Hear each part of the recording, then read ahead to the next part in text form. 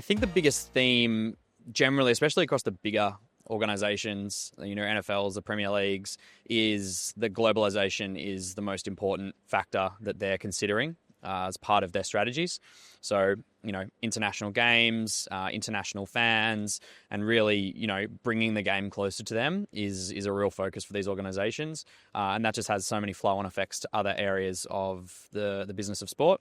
So it's been really interesting to hear that from those executives. I think the other themes is, just how important the fan is to sport and how centric that is to the decision making that's happening at clubland, in the boardroom, and obviously in everyday business as well, making sure that every decision they make has the fan at the center of the universe, whether that's from a fan experience perspective, whether that's on match day, digitally, internationally, whatever it is making sure that they are at the heart of every decision.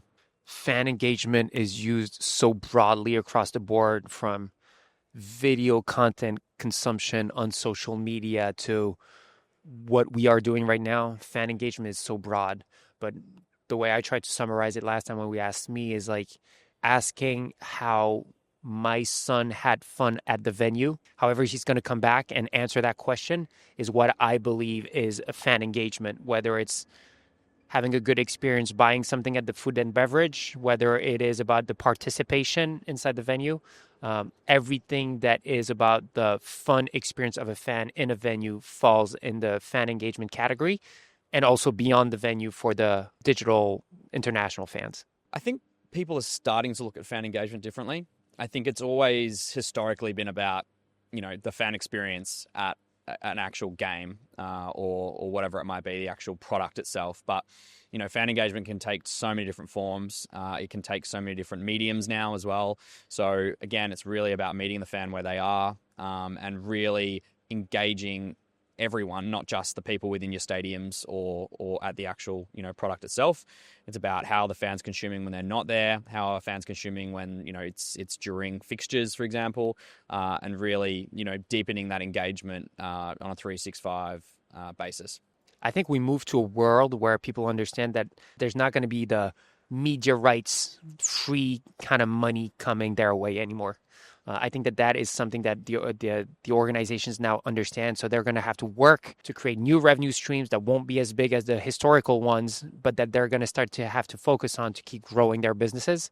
And I think that part of that is having a strong digital infrastructure to be able to give some of the value back to the fans by creating fun experiences that are plugged together. I feel like as a fan, you want to have the consideration that your club, you want to feel that your club considers you. And I think that giving some of that value back to the fans from the clubs is going to be essential for the clubs to be able to create that relationship with the fans, reinforce that sentiment of belonging, and create new revenue streams. At LiveLike, we're talking about to our clients about loyalty, rewards, gamification, not just being a gimmick. It's about it being centric to the fan experience, about recognizing fandom in different ways and being able to provide value to that fan in whichever way it is that they actually engage. It's not, again, just about, buying a hot dog or buying a ticket. It's about, providing engaging functions for fans of all different types, wherever they are in the world. There's always a tipping point when technologies is being adopted. I hope that next year it's about everybody using AI in their workflows to optimize their content output. And I hope that people don't only think about content as an editorial output, but as a bi-directional relationship between them and the fans. I feel like if the industry goes in that direction, that's going to open a wide range of opportunities. I think in 12 months' time, I think we're going to continue to see, the changes in the way that engagement's happening. And I think we're going to start to see more and more integrated offerings with, different types of engagement content. I think it's going to move away from the traditional elements. And I think that there's probably going to be a lot more AI coming in, serving content to fans, at a convenient time, but also content-based marketing to them based on what they want.